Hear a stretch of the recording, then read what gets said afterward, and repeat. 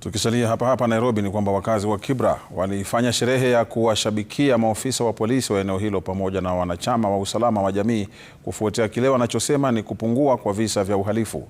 Tukio hilo lililenga kutambua juhudi zao katika kudumisha amani na usalama katika mtaa huo.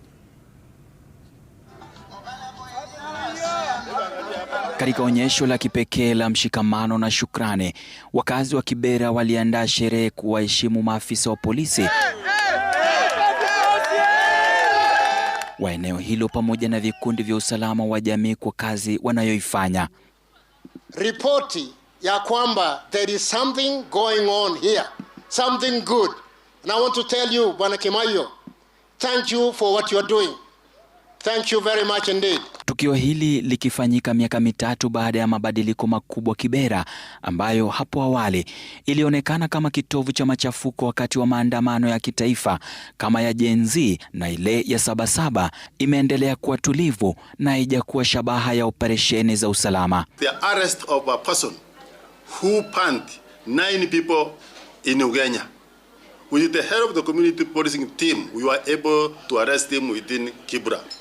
Another person who also we did 2025, this is memorable, is the arrest of a man who punched one family, a woman and his children, 4 children, in a house in Nyamira.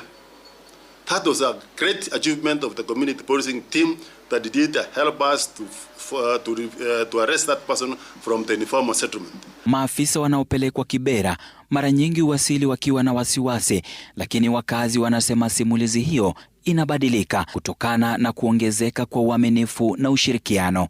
You recognize our services and we want to sincerely appreciate your good and kind gesture of doing a party for these officers. Umesikia Madam Susan akisema ukipelekwa kasi Kibra, kila mali inatetemeka, miguu, mwili, lakini ukikuja kukaa kidogo unapata kumbe wananchi wa Kibra ni watu wa amani. Kutoka kwa taharuki na machafuko hadi ushirikiano, Kibera inaandika upya simulizi yake, sherehe moja baada ya nyingine, wakikata keki kuwakumbatia maafisa hao wa Kibera. Ode Francis, Runinga ya Citizen, Nairobi.